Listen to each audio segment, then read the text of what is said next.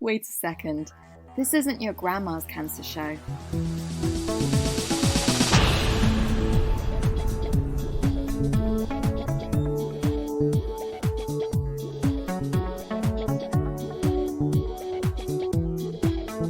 Not your grandma's cancer show. Hi, I'm Tatum, and this is Not Your Grandma's Cancer Show. Now, sometimes in cancer circles, there can be this focus on moving beyond cancer and being a survivor, but that isn't everyone's reality. So today, we're talking about life when there is no cure. And to do that, I have really awesome guests that I'm super excited to have here with me in the studio. Soon we'll be talking with Adam Lever, who has stage 4 lung cancer, and Cara, who was diagnosed with Lynch syndrome and bowel cancer. But right now, I have Marbellys in the studio right beside me. Hi. Hello. So can I ask you, what was going on in your life when you were diagnosed? I was diagnosed just 2 days after I had ran a half marathon. And at the same time, I was, now looking back, looking after my husband who had advanced bowel cancer. And at the time, he was terminal. So, and I was working and I was looking after my 3 children who were aged 10, 12 and 19 at the time. So life was super busy. Mm-hmm. You're running a marathon. A half marathon. You know what? Really, once you're over 5 minutes, I consider it all a marathon. And your husband was at that point diagnosed, was terminal. Yes. And how did you begin to wrap your mind around your diagnosis? Well, it was devastating because I couldn't believe I had cancer because you've just run a half marathon. How could you have cancer at the same time? But I had been having a lot of difficulties for about 5 years, going to the doctor all the time with different symptoms that were not picked up. And then to also have to tell my children, you know, not only daddy is dying of cancer, but now mummy also has been diagnosed with cancer. That was the hardest conversation I've ever had to have with my children. And I really do not wish it on anyone to have to do that. There was a lot of soul searching and I just wanted to shut everyone away at first. It was really difficult to face the world with those news. So, and I imagine, so how long was it between, you said your husband was terminal. How much longer did he live after that? So I was diagnosed on the 7th of October 2015 and he died on the 15th of January 2016, just 3 months afterwards. And can you tell me a little bit about your cancer? So I have stage 4 neuro-endocrine cancer that was found in my small bowel and had metastasized to my liver and the lymph nodes in my abdominal cavity.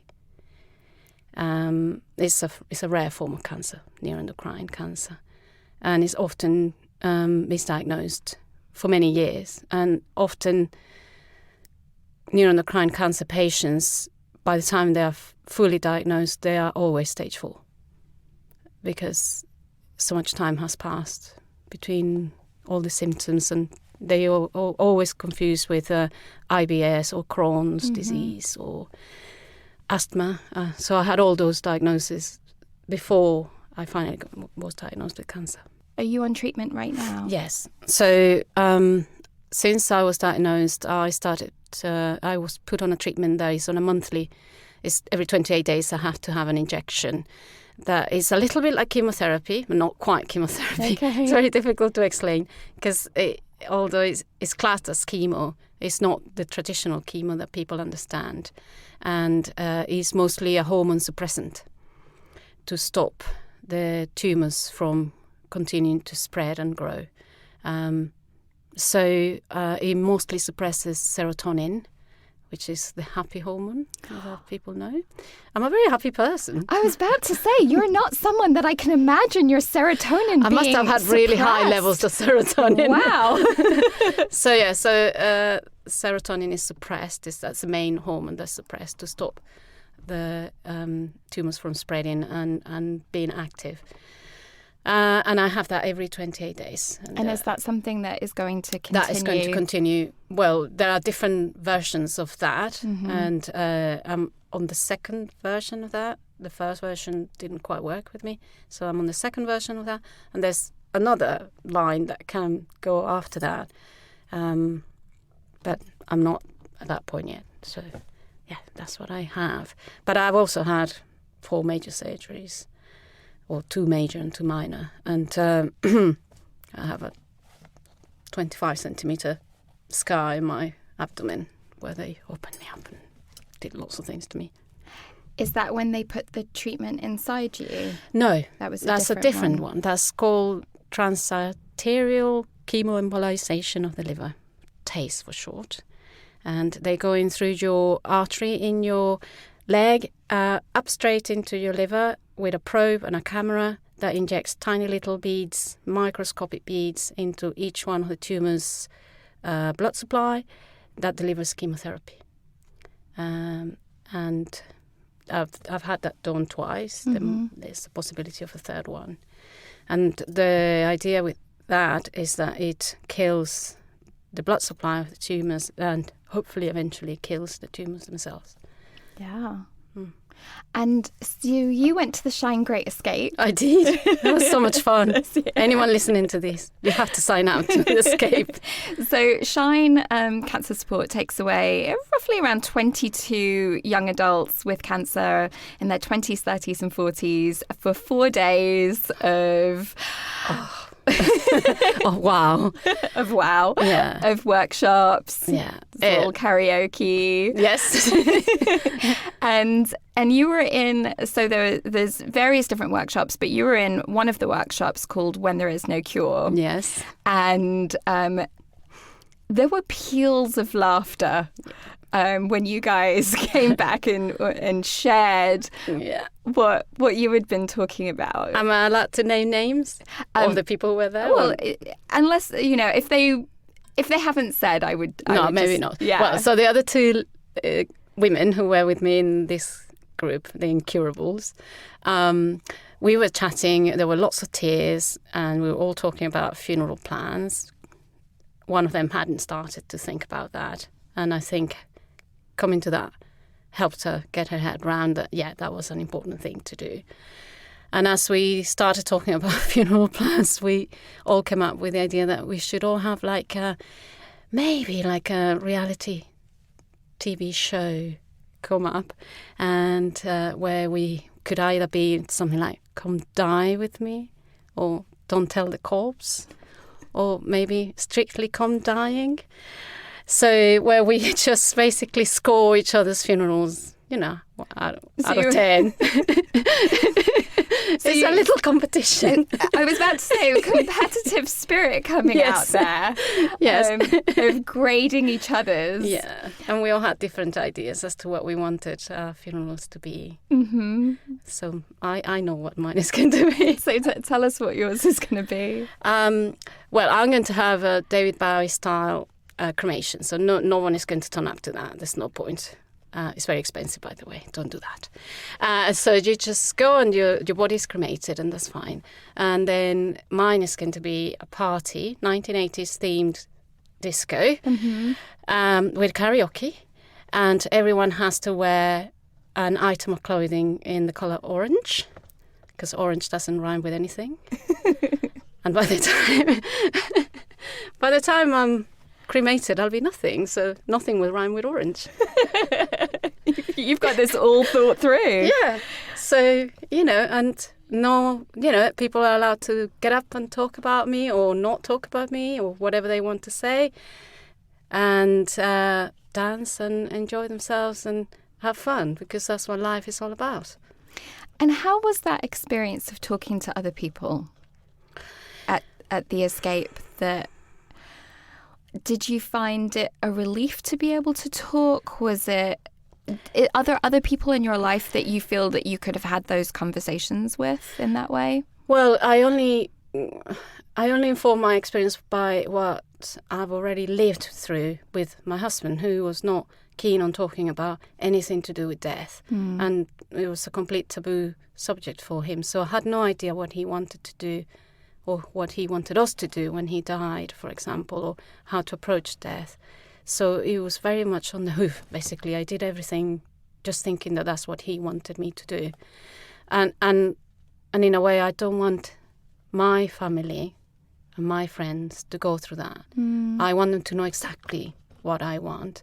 And knowing that what I want, they're going to be happy doing it. It was a lot of pain after, not just because he died, but also because I had no idea what he wanted. So it made it really difficult. So that informed my idea of what I want for my own death, or how I want to live my life until I die. And I think going to that group was good for me to share that with the others, and for them to also share what they saw, what death is for them. It was very supportive. We didn't feel disheartened afterwards. We felt really happy that we've had that opportunity to talk about it. And I think it shouldn't be a taboo. We're all going to die. We all have the risk of death the moment we're born. So not talking about it doesn't help anyone. And what I heard from what you said is that actually making these decisions is like an act of love. Both of your life and for your loved ones and your children, so that everyone's. I imagine then you've also given them an opening to talk to you about it as well. I mean, it doesn't. I don't say. It doesn't make it any easier. It's still painful to have to sit there and talk to your children about, when I die, this is what I want to happen. I'm not saying that it takes the pain away, but it stops being a taboo, and it gives them an opportunity to ask questions, to say, oh, so this is how you want things done, and how are we going to do that when you are gone? Who's going to make those decisions and things like that? So it's more about opening up the conversation. It doesn't make it any less easier. Right.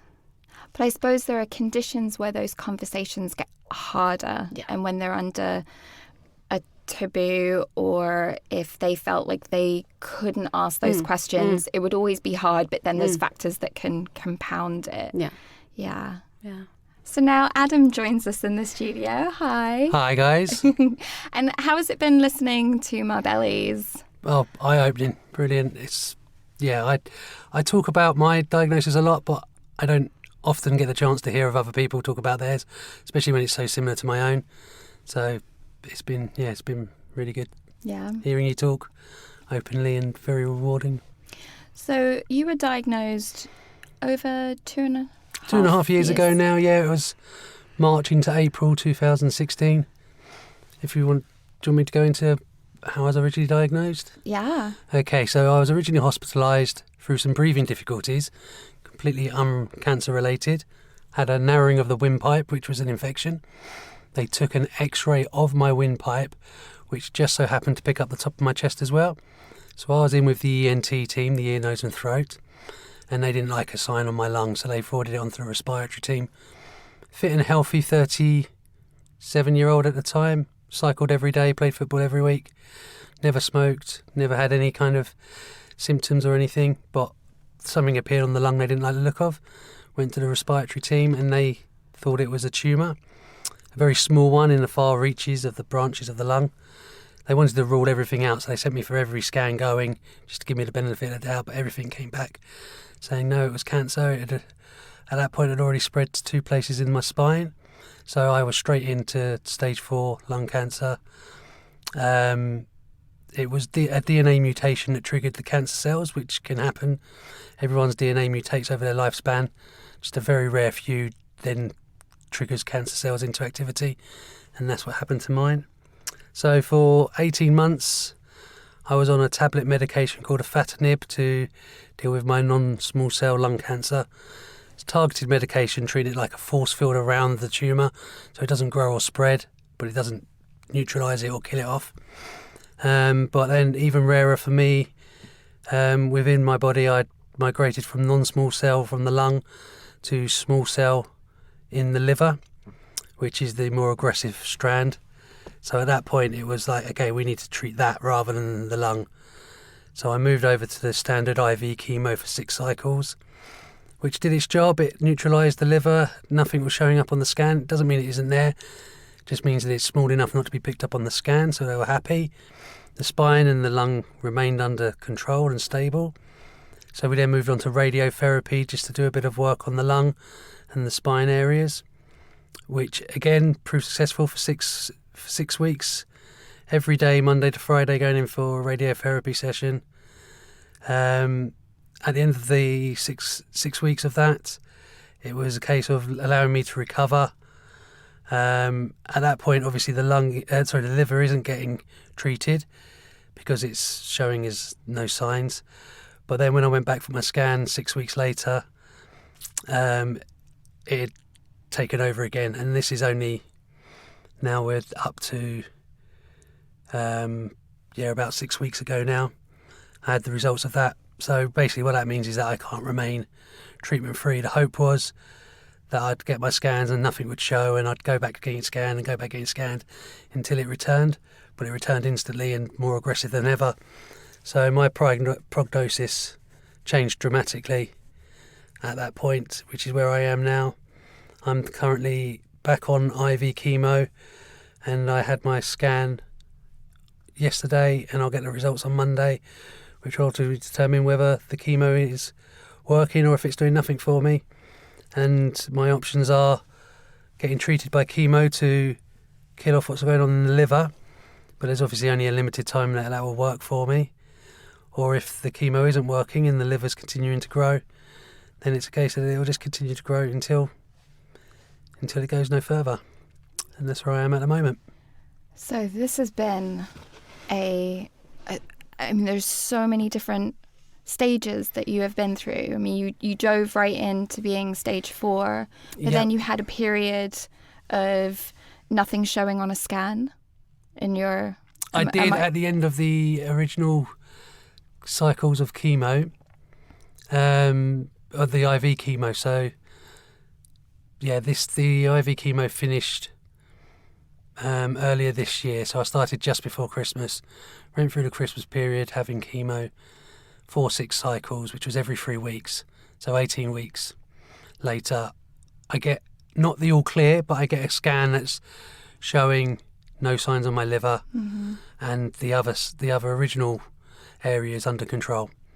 So, but at no point over those 2.5 years of going from a completely fit and healthy normal person working full time to 2.5 years later not working a day in my life and having constant treatment. Yeah. Cancer not being in my life to being in my life up until this point, which is where I am now, where on Monday I could be told that there's nothing else we can do for you. And that's gone from that whole 2.5 year window.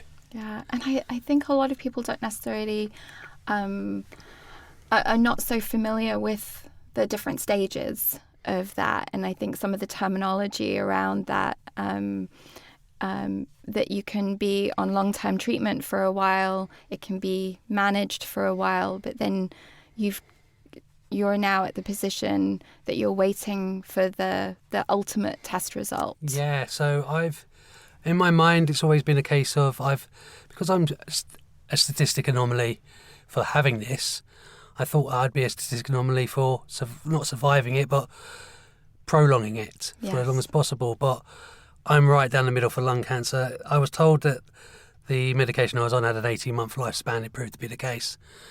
I was told that it would shorten my lifespan. At this moment in time, it looks like it's going to prove to be the case. So at every stage, as much as I'd hoped that, I would be out of the statistics and I would prove them wrong and I'll be on this medication for 5, 10 plus years. It hasn't proved to be the case. I've just followed the pattern of what a lung cancer patient would expect, right on that line. So that's where I'm at the moment. And how is that waiting? How is this process of Do you know what? It's anticipating these results? I put it to the back of my mind. People who know me will say that throughout the whole journey I've been positive, and that's the only way I can be. So I'm not thinking about the worst case scenario. I'm just living my life to the full. Even in this small window that I've got, I'm just enjoying my life, surrounding it with friendship and love, and not focusing on what could be and the upsetting side of things. There was a beautiful post that you put up on your page about, I'm paraphrasing it, I'm sure you have it word down for word. I do, because I wouldn't remember it. Because to me it was just like a 2-minute throwaway comment, but it touched a lot of people. I've had a love-hate relationship with social media, and I didn't share my story for quite a while because I didn't know how to, and I didn't know if I wanted to. But then when I started posting about being on chemo, I got such a response of people that wanted to say how brave I was or how inspiring they found me. And to me, that isn't what I want to hear, because I'm just getting up and living my life. But what I've challenged people is that if I inspire you, what have I inspired you to do? You don't need to go out and run marathons, and you don't need to raise money for a charity on my behalf. But if I've inspired you, then show yourself what you're inspired to do. Don't just say the words. So go and do little things, improve your life, surround yourself by love. If you're unhappy for a reason that you can change and you can make yourself happy, then enjoy your life, because I'm enjoying mine. At the end of the day, I feel like I'm a young person. I'm certainly too young to die. I've got a 5-year-old daughter. You know, I certainly don't deserve this. But the reality is, if you read a report, it will be a 39-year-old or a 40-year-old man passes away. That's not a young age. And my friends around me are the same age. Enjoy your life. You know, you're still young enough to enjoy it. So if I've inspired you, or if you think I'm brave, then just prove it to yourself how it's inspired you, and do something inspiring. Anyway, so there was a lot of posts going around. People have passed away recently, and a lot of things that are reported in the press, or even just people's Facebook statuses, is that they lost their battle to cancer, or they lost their fight with cancer. We're not fighting cancer, we're living with it. You know, it's in us, we can't do anything about it. So basically what I said was, I will not lose my battle or fight with cancer, as I'm not fighting or battling. I'm living and loving my life until there's no more life to live, just like everyone else. Everyone else's life will come to an end. And my point is love it until it does. We don't know when it will end. I'm not using the phrase that you could get run over a bus by tomorrow, because I hate that. But my point is that no one knows when they're going to die. Everyone is going to die. So just enjoy your life, surround it by love. I haven't lost friends. I haven't changed my friendship group. But what I've done is I've changed the attitude towards that group and only done things that I want to do with them, that I enjoy, and they enjoy spending time with me. And there's a lot of love there. The family that I've got, the friends I've got are so close to me. They're even more close now than they were before. A lot of that's down to me. I've opened up and I've let them in, but I've let them in for things that are full of love. And bringing up my daughter is the most amazing thing, the most rewarding thing for me.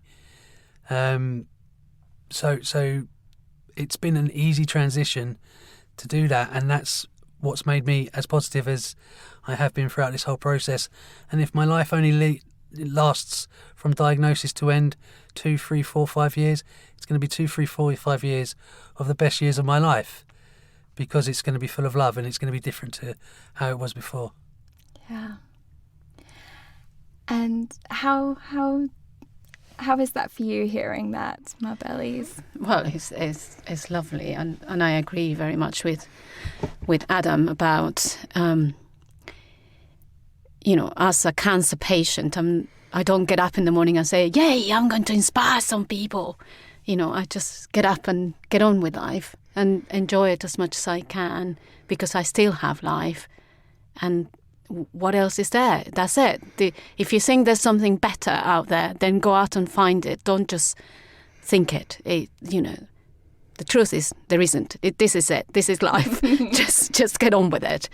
So yeah, I very much agree with Adam.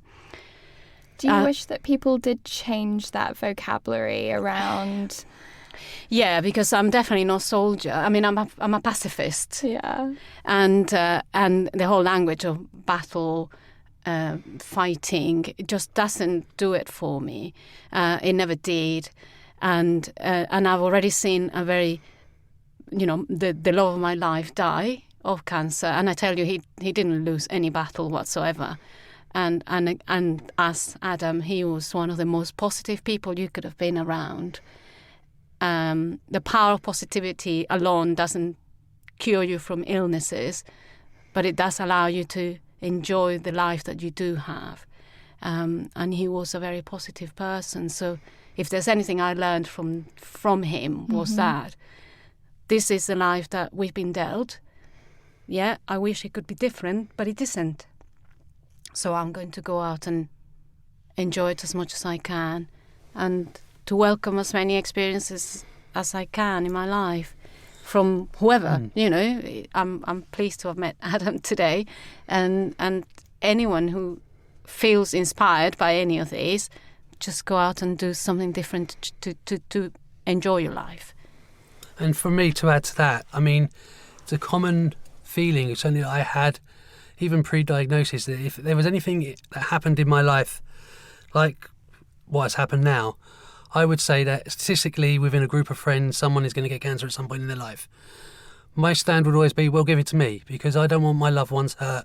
I don't want my mum, my dad, partner, my family, my brothers and sisters, friends, I don't want any of them to go through cancer.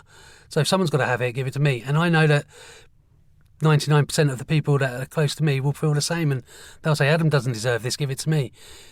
But I'm of that opinion, I'll deal with it, throw it at me. And that's been from day one. That just happened to be how it felt, or how it fell. So that way, I've got it, I'll deal with it.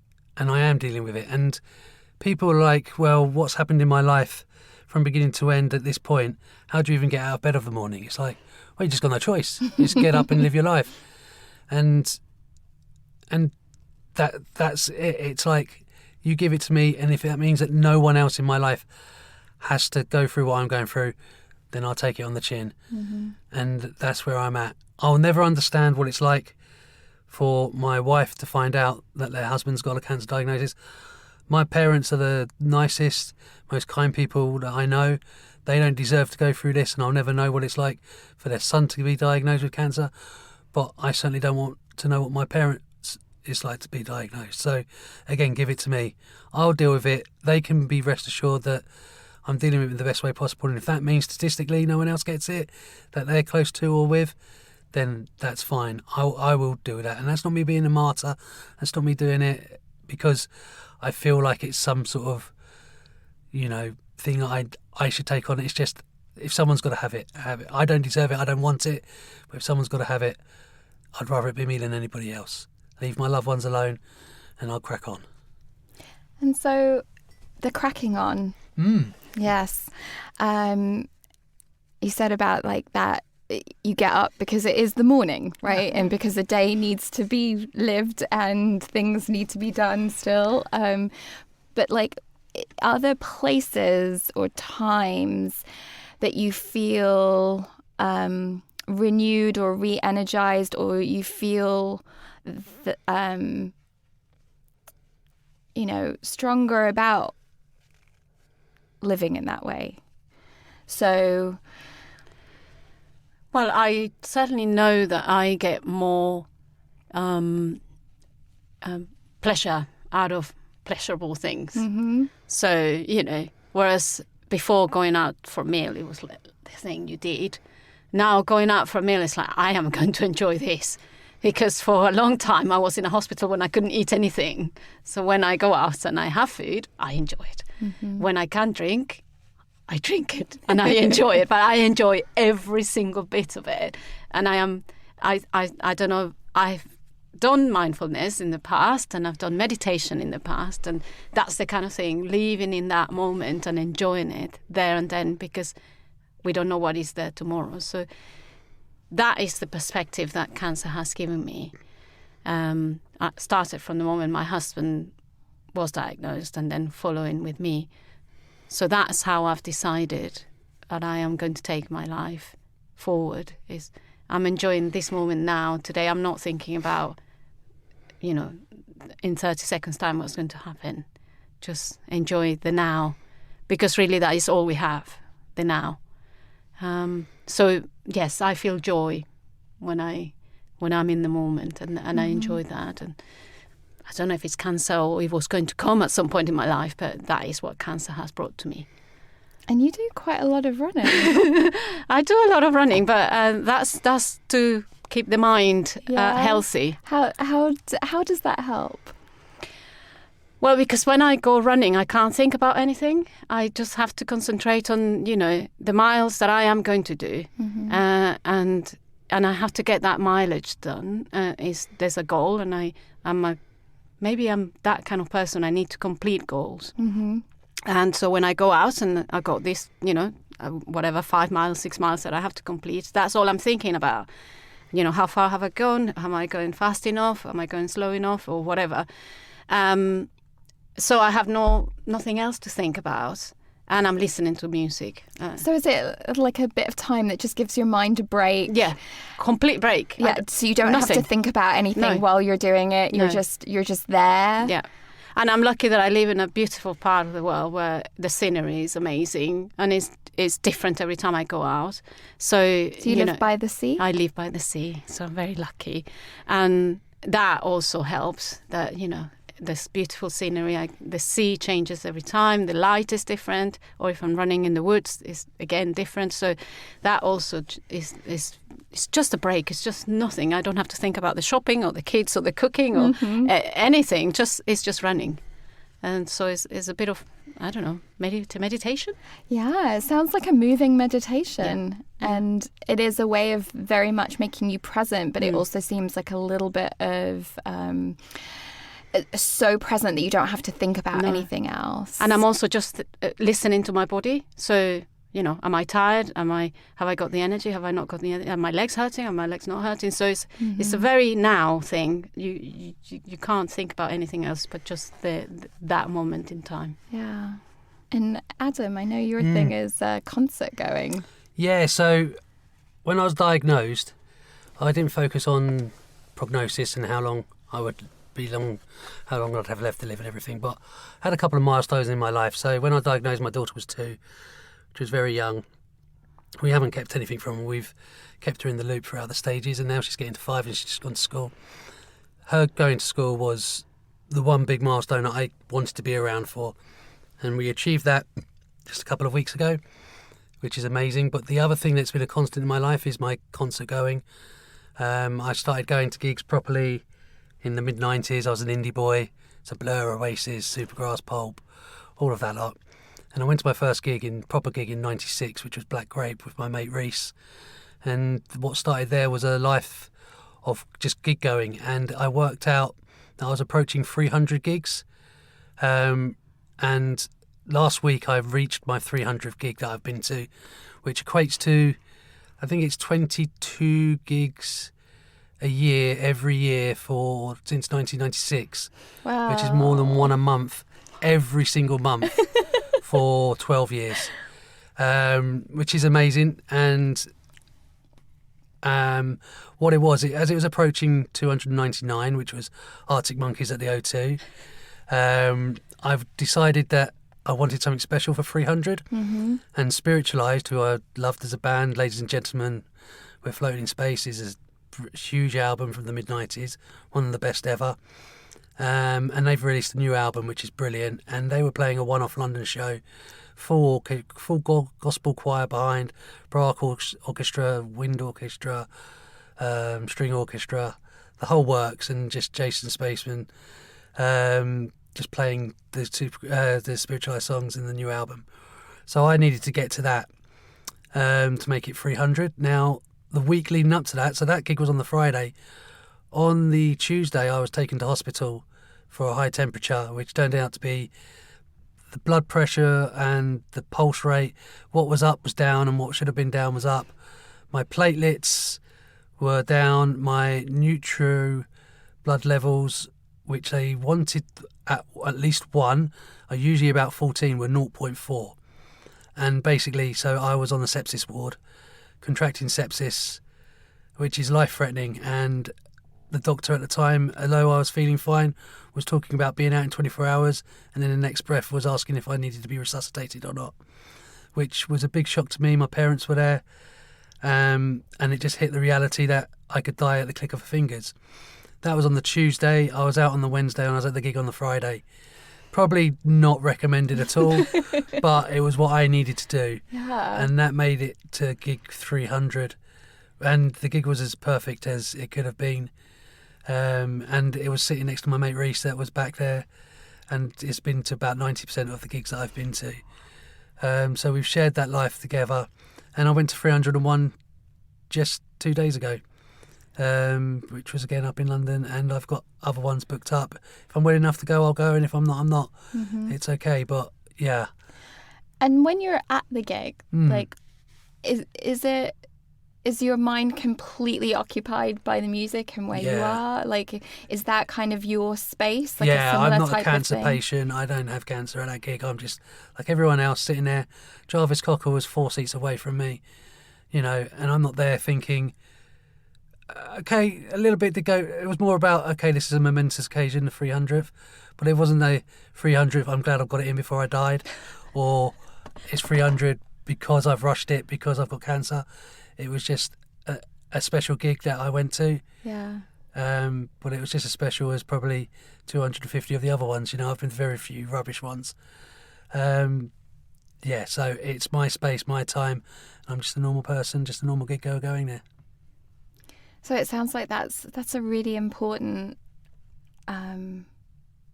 way to balance everything that you have going on, the reality of the situation, the reality of talking to your families about it. And you said your daughter has been brought up knowing, but then there's also these times where you let yourself be free of having to carry that. Yeah. And just be. We're just people. We're just, normal people. We just happen to have a disease that, for some people it's treatable.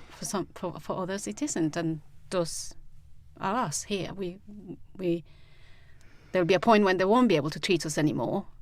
But outside of that, we're still people with wishes and desires and dreams. Those things don't go away. They feel dashed when you are first told that what you have is cancer, or that is stage 4, or that is incurable. When all those words are coming, you're thinking everything is going down the drain. Right. But once you get used to, okay, this is the new reality, this is the new me, I have to find a new way of getting on with life because life doesn't stop, then you find yourself deciding, but I still like doing these things, and if you can't still do them, then do them. All the better for it. And for me, especially with having the young daughter, there's a lot of pressure put on making memories, having bucket lists, creating little boxes of memories, and I don't buy into that at all. For me, my memories, having a cup of tea with my daughter. My day-to-day life is my memories, and it will be her memories. She remembers a time when I wasn't poorly. She remembers a time when I'm on nasty medicine, and she knows a time now that I'm not very well. For me, it doesn't need to be about creating a specific memory because she needs to remember something special, like going to Disneyland or doing something amazing.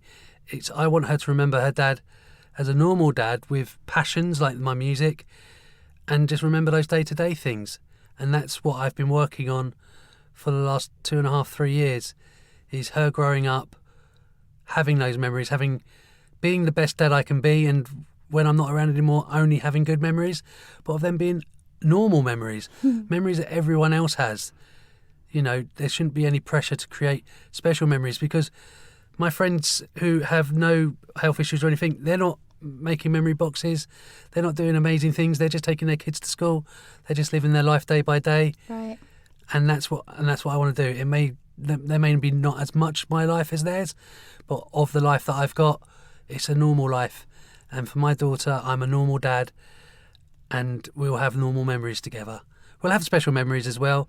We've got the photos to prove it. We've had days out, but that's not what it's all about. It's just about living a normal life. When normal becomes special. Normal always is special. It always should be. It's That's what I mean. always been special, Surround and like yourself with love, but like and do loving things and enjoyable things, and your normal life will just be full of everything that's nice in the world.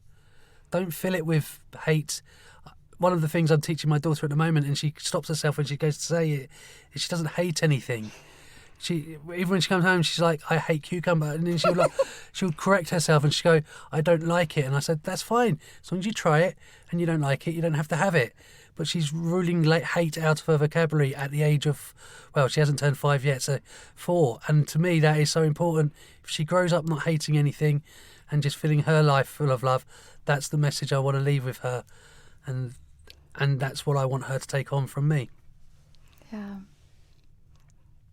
Well, for me, it's important that my kids see normal life carrying on because, well, I hope they themselves don't have a cancer diagnosis in their life, but I also hope that if it does happen to them, they have an example to follow that is like, yeah, this has happened before in our lives, but life can carry on. Life doesn't come to an end because of it. I think we need to start thinking about cancer more a bit like, I'm not belittling it, I'm a cancer patient myself, but a bit more like diabetes or heart disease, or these are conditions that are going to be more and more prevalent in people's lives. Therefore, it needs to become more part of the normal conversation and more part of the normal life. People with cancer happen, and they happen to have a life. Some choose to do it one way, some choose to do it a different way. Some can carry on work and some can't. But it's all part of a spectrum, and it's all part of a normal thing that is going to continue to happen as time goes on. And speaking of life and things that have to happen, yes. You've got tickets to go to the V&A today. I have. So Marbellys is actually leaving us now. I am. Brilliant. It's been a pleasure. What are you going to see there? Frida Kahlo, the exhibition. Oh, cool. Wonderful. Yeah. I've been waiting for 3 months to go and see it. 3 months amazing. wait. That's it. So Well, thank you for squeezing us in today. No, thank you. It's been a pleasure. Oh. A real pleasure. Thank you. Thank you.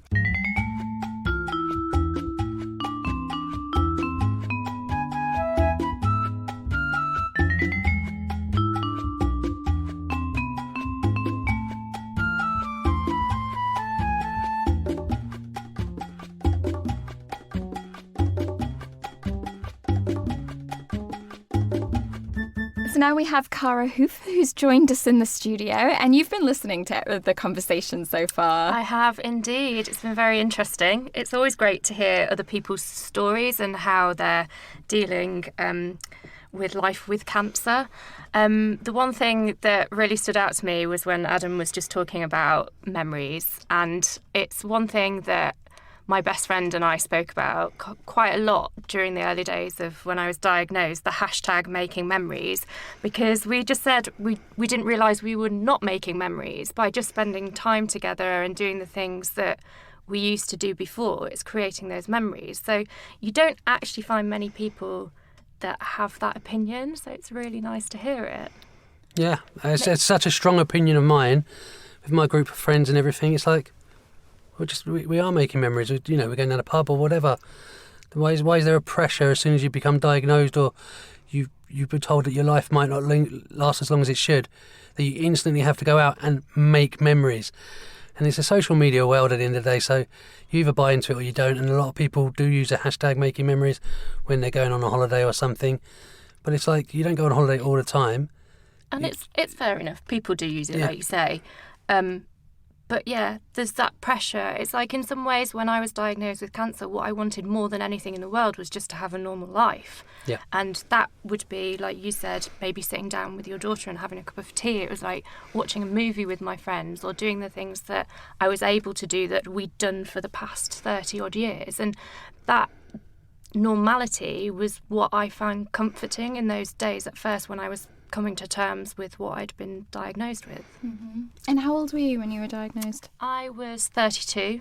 I was diagnosed with stage 3 bowel cancer after about a year of going back and forth to the doctors. And at the time that I was diagnosed, I was also diagnosed with Lynch syndrome, which is a hereditary form of bowel cancer. Unfortunately for me, my first lot of chemotherapy wasn't really working, and after 4 sessions, my tumour actually perforated in my bowel. So I then spent a month in hospital. I had surgery. I didn't recover or didn't tolerate the anaesthesia very well. I was in HDU for quite a while after that, recovering, and I had a full systemic infection. I now know that my body doesn't actually tolerate surgery very well, because that's happened on each occasion that I've been in. So yeah, I was started, and at that point I was then put on mop-up, what should have been mop-up chemo according to my oncologist, and I had another, I think, 4 or 5 rounds at that point, and I was, I remember being sat in her, I don't know, room, doctor's room, I don't know what you call them, and she was saying, right, we're going to schedule a scan, you finish your chemotherapy, but don't worry, we're not looking for cancer. And I remember having the conversation, well, surely I'm a cancer patient, you're always going to be looking for cancer. And she's like, oh, well, yeah, but I don't expect to find anything. This is just a baseline scan that we can then monitor you going forward, because obviously I've got hereditary cancer. I'll be, for however long I live, I will be in constant screening for the rest of my life for various different cancers. So that was part of that, as well as the normal screening that individuals have. And I went for my scan, and then, I don't know, I have this way of managing to go to the most difficult appointments on my own, unwittingly, and I went back and they'd told me that they'd found some lesions on my liver. At the time, they thought they were cysts that had come about from the chemotherapy, and that they would just watch and wait, but it just needed rubber stamping at the MDT. And then I went back a week later and they were like, no, it's cancer. And I had 12 plus lesions across both lobes of my liver. So it was quite a serious situation. But then at the same time, they'd been found quite early on, obviously, because I was already being treated for the original primary part of the cancer. But it sort of, everything changed at that point. I didn't really know what would happen going forward. I was put back on to chemotherapy to see whether they could shrink any of the mets, because obviously the problem of having it in both sides of your liver is that they can't just resect it, because it's everywhere, so it'd be left somewhere else. But eventually my surgeon decided that because I was young, that he would operate to remove 2/3 of my liver, and then he would do an ablation on the other side to remove those mets. And I am in the very fortunate position that was successful. The chemotherapy has worked so far, so at the moment I'm in remission. So I finished the last lot of chemotherapy at the end of March, and I've had two scans since. Where are we now? 6 months down the line. Anyway, I'm still no evidence of disease. I've got another scan coming up this next month, so we'll just see what happens at that stage. So it is. So you started with stage 3, Yeah. and then when it went into your liver, Stage 4. stage 4, and then now there's no evidence of disease. Yeah. But I imagine this idea of a cure isn't really in the picture in your circumstance because of the genetic component. And I think I've been thinking about this. I'm not sure that I can really come to terms with the idea of something being cured anyway when it's cancer, with all the elements from my perspective. I think I will always kind of live in the shadow of it. So there's an element of the fact that it was stage 4 disease, and it was in quite severely into my lymph system and my vascular system. So the chance of reoccurring is very high. The number of lesions I had in my liver, that's what my surgeon discussed with me. And then, so who knows? It could come back. I could live to 80 and not have anything reoccur from that primary cancer that I've had. But then, there's the genetic element. My lifetime risk for bowel cancer was increased to 80%, which I was completely unaware of, obviously. And that in itself means that I still have that risk. I could get a second primary cancer in my bowel. I'm at high risk to a lot of the gynecological cancers. So it's almost like it'll always be there for me. I can't even. I know that people often talk of a cure in the sense that they might have had an earlier stage cancer and chemotherapy has been successful, it's been taken out. Once they hit the 5-year mark, that's it, done and dusted. I think just that high risk element is kind of haunting, in a sense, And you've got more potential surgery coming up to reduce the risk of the gynecological. Yeah, so Lynch syndrome in females increases the risk of womb cancer and endometrial cancer, I think, the highest risk. And that, can't think of the word, increases significantly as you approach 40. So it's recommended, that you consider to have prophylactic surgery similar to people that carry the BRCA gene with breast cancer. So I've spoken to doctors about a total hysterectomy and at what point that would be appropriate. Obviously, there are bigger considerations and conversations there because a lot of people would be advised to have it when you finish having your family or you've had children. It's not, whilst it's seen as high risk, there's a balance between keeping your own hormones and putting you onto artificial. So the doctors always want to manage that. I am single, I'm on my own, I don't have children. Whether I would want that now anyway, I don't know. So all of those things play into those conversations. It's quite daunting having that as well as thinking I could potentially be facing more treatment for my original cancer as well.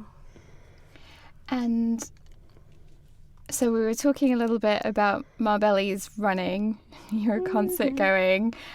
You are a prolific walker. Like ridiculous, like off the scale. I always say this is because I was brought up by a Marine. Well, I'll do it.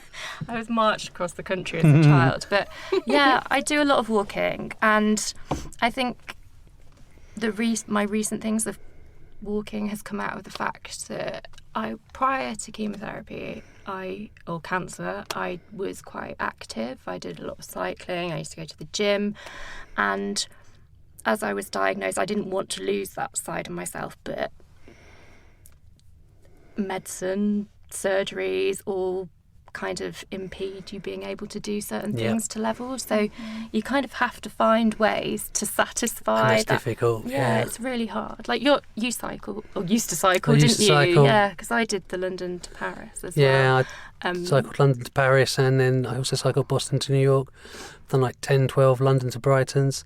And then since my diagnosis, no cycling. I've got 2 bikes in the shed that are collecting cobwebs. Yeah, and you kind of grieve that old side I and massively lost what you do. So I tried to keep going, but I'm stubborn, so I tried to keep going. I couldn't.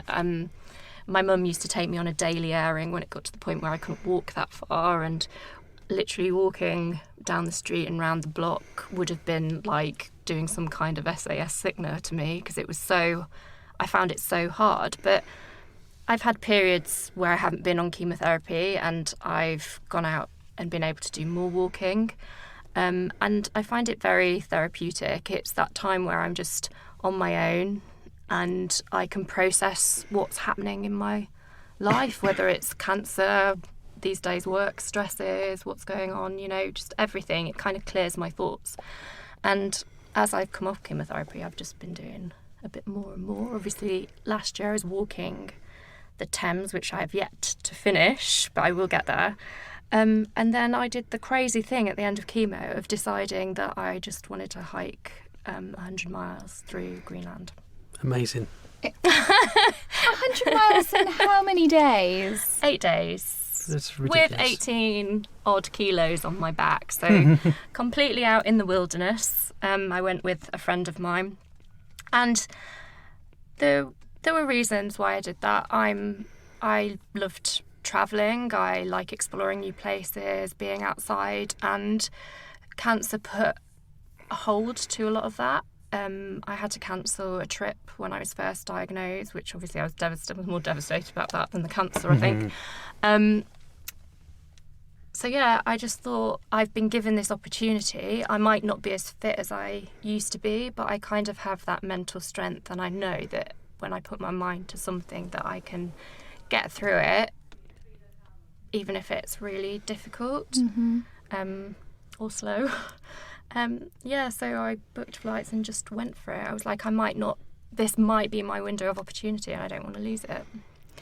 It kind of reminded me a bit of Marbellys kind of she sets her miles. Yeah. And like there's something about that, and sort of putting a plan in place and then like listening to see whether or not that's gonna... Yeah, and I think the important thing is, especially for people listening, is not to put your pressure on yourself about what other people are doing, because I couldn't do what Marbellys is doing even when I didn't have cancer. You've got to find what works Totally. for you and within the sort of boundaries of what you're able to do.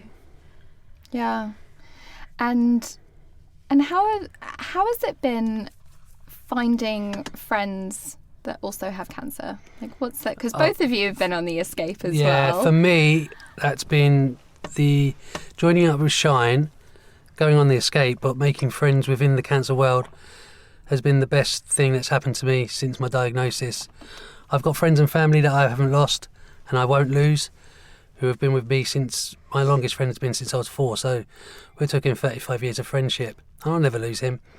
But the friends I've got have become just as close, because no one understands cancer. I don't understand cancer. I've been in it 2.5 years. I don't get it. You know, I'm just living it day by day. But what I can share and what I can, when I was in hospital recently and throughout the 2.5 years, I can just message my new friends, and someone's been through it before, and be like, don't worry about it. Platelets are 0.4. I've had that for 5 months. You know, I can still get out and about, and that just reassures me. And we've lost people in that group, which is the toughest thing. But it's clear that it's surrounded by love, that the group is held together, and it won't be broken. And we'll turn up at each other's funerals, or we'll turn up at each other's parties, we'll turn up at each other's events, and we'll share time together and we'll share stories together. But ultimately they get it. They're the ones that get it. And without them in my life, I would be completely lost and completely out in the wilderness, not knowing what's going on. So to have that friendship group, and the only thing we've got in common at the end of the day is that we've all got or had or experienced cancer. But then you find other things that you can talk about and other things that you can build the friendship on. And it's a stronger group of friends that I've got for the last 2.5 years that I've had through my whole life. And that will never leave me. And I tell them quite regularly how important they are to me, and we share that love within the group. And it sounds a bit, as I'm saying it sounds a bit hippie-ish, a bit cultish, and I need to get across that Shine and these things aren't cultish at all. It's just my normal life now, but I need these people in my life, because if you ask anyone how you live through cancer, no one knows. No one knows how to deal with this. No one gets a guidebook when they're diagnosed. No. So you just got to find your feet, and if you're sharing those experiences with other people that have also found their feet, then it just helps you get through it. And you know what? Even if there was a guidebook, I don't know if I would follow it. Oh, no. Right? No, I'm Like, not going for any guidebook. I'm going But I'd to much read rather- a manual on it. It's funny that you should say that, because I did actually read a book called The C List when I was first diagnosed. Yeah. I just came across it, and the most interesting thing that resonated with me, which has nothing to do with cancer at all, was that when she was diagnosed, she went out and bought herself some really nice pillows for her bed, and I was like, oh my god, I did that, maybe that's a cancer thing. But I agree with everything that he's saying. Like the escape kind of changed everything for me, and it sounds really corny when you say that, but I had been, for quite a while, I was really nervous about making friends or meeting people in a in the same situation as me. I suppose mostly it was people that had the same kind of cancer with me, because I was like, what if they're now incurable or terminal? It's like I can't deal with that as trying to come to terms with my diagnosis. And I suppose I kind of dipped my toes in a little bit through social media, and there is a massive support through like the bowel cancer community there. And from there I made friends, and it was actually another Sean, that encouraged me to apply for the escape, because he'd got so much from it. Is that my Sean as well? Your Yeah. Sean, Yeah, brilliant. Great guy. I mean, I think Carmen always laughs because she thinks she should be paying him for the promotion he does for Shine. But I mean, I think it happens to a lot of us when we've been on the escape. You can't, like, even up to the day I was going, I was just like, I really don't know if this is going to be for me. But I was surprised by the friendships you make over such a short period of time, really. Is it 3 or 4 days? I can't even remember. 4 but days, it's not that long at all. And yet I now have this small family almost that are just there, whatever. I mean, they're the people that if you get a bad diagnosis, they understand. You can laugh with them, you cry with them. They're just kind of there every step of the way, because we all have different cancers, but there's so much that resonates for every cancer patient, and somebody will have experienced, like you were saying, similar. Or that's exactly how I felt. I didn't need new friends in my life. I had enough people around me. So I was the same. I was apprehensive going to the escape. You know, I'm going to a room of 22 strangers where the only thing we've got in common is we've got cancer. And I haven't really dealt with it myself yet. So why am I putting myself in that environment? The trip down to Bournemouth was horrendous for me because I was just so nervous. Getting there, feeling the connection instantly with the people there.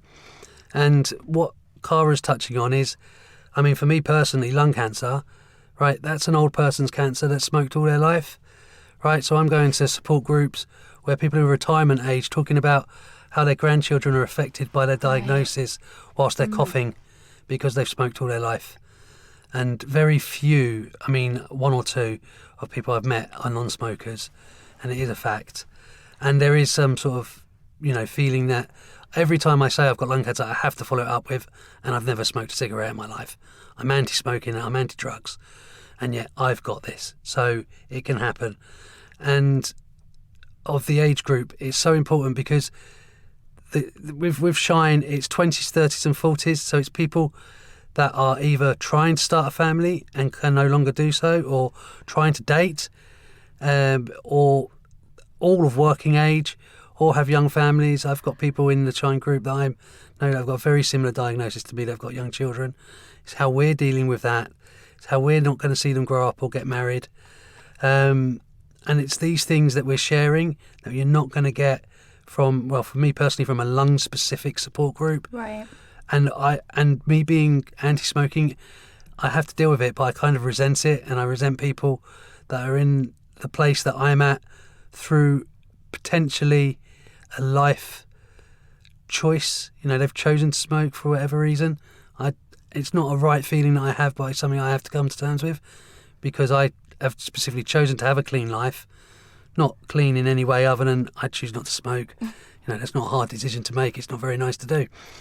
But I've still ended up with lung cancer, so that's something that I battle with. But within Shine, it's any cancer at any stage. It's just people that understand it and are of the same age as you, so you can enjoy going to concerts, but you can also share the downtimes of, dealing with a family or not being able to have a family now, and those sort of things that can be shared. And it's so important because cancer is so common amongst, the Teenage Cancer Trust, which is an amazing charity, is so prominent out there, and cancer in older life is so prominent out there. You look at the Macmillan adverts, there's some really good ones at the moment where, being a dad is still being a dad. That really resonates with me. It's important that they focus on this age group that we're in. But what I get from Shine is I get that personal touch of people know who I am, and we can share that experience, rather than the larger charities where they are there to help, but they're to help everybody. This focuses on our needs, and they're so individual to our age group. it's so important that this charity exists. And like I say, I'd be lost without it. And there's now a Shine Lifers group. There is, and do you know what? It's new, isn't it? It's brand new, and it's for people that have this terminal or incurable condition. Again, any type of cancer that they find themselves in. I didn't struggle with it at first. I was straight to respond to the surveys, but it was difficult for me because of what's going on with me at the moment. It's like I need to deal with the reality that I might not be around in months, and I'm not ready for that because I feel fit and healthy, or relatively fit and healthy. I'm not ready to perish away at any point, but the reality is that my body might not make that decision for me. So I'm dealing with that. At the same time, this Lifers group has come up, and instantly there's 40 other people on there. So it was a very quick transition where I'm like, I'm not ready for this because I'm dealing with it myself. And it's like, well, hang on a minute, it's just another branch of Shine.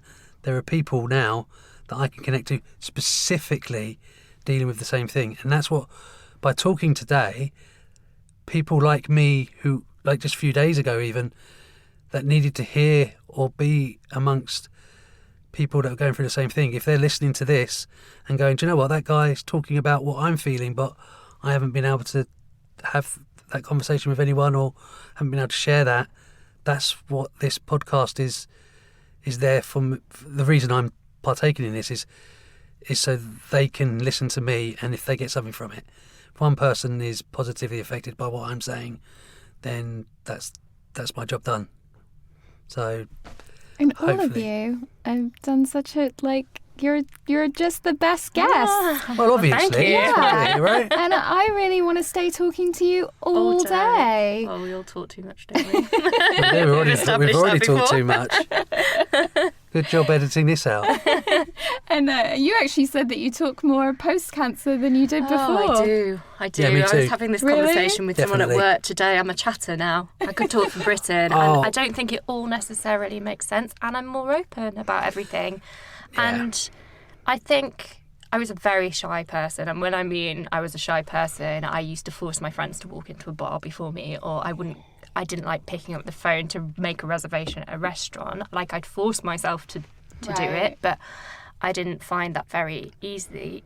And then I was diagnosed with cancer, and you're in a life and death situation, and if you don't advocate for yourself in some ways, That's like, brilliant. it's your life is in your hands. So Yeah. you kind of have to speak up, even if that's speaking up about the symptoms you're feeling from chemotherapy, so that you get the right additional meds to go with it. Whether you think your doctor's missed something, is there something you're worried about? And I think having to do that in the purely medical setting then opened me up, and I found myself talking more about my emotions and just everything. And now I just talk. Yeah. And I want you both back to talk some more. Well, I'm not that route. I've always been a chatterbox. My parents will tell you that, and I've always kind of been in the front of the circle of friends, organising things. Or I certainly feel like I do. They probably get annoyed at me for being like that. But but that's increased beyond my diagnosis. Is I can talk more openly about things. And yeah, like you say, you don't get to be quiet in the decisions that are being made about your life, because if you stay quiet, they're not going to know what you're feeling or what answers you want. And if you don't get the answers, then you can miss something. So what Cara's saying is exactly right. And it's really important on a serious note as well. And I think especially when you're coming to the point of dealing with something that's inoperable, incurable or terminal, that you are asking the right questions and you know about what your treatment is going to get you, so that you can make the choices that you want to make. Because not everybody wants to stay on treatment, and they're difficult conversations to have. But I think more and more people are being sort of living in this shadow of potentially dying a lot sooner than they thought they would do. And they're not sudden deaths like they used to be, because medicine has moved forward, and you're kind of almost like this could happen to you, but it could be weeks, months, years. And I don't know if you found it now with the changing situation, even when I got a clear scan, people like, that's done. They kind of brush it off as if I've recovered from a cold. And I was like, you don't just shake off cancer like that. And I want to. I don't talk about dying. I'm not at the stage where I'd be planning funerals and thinking about that. But I've said I've got to come to terms with the fact that I might not live beyond 40. I might live till I'm 80. But when you try to talk to people about that, they shut down. They don't want to hear it because they think you're being pessimistic.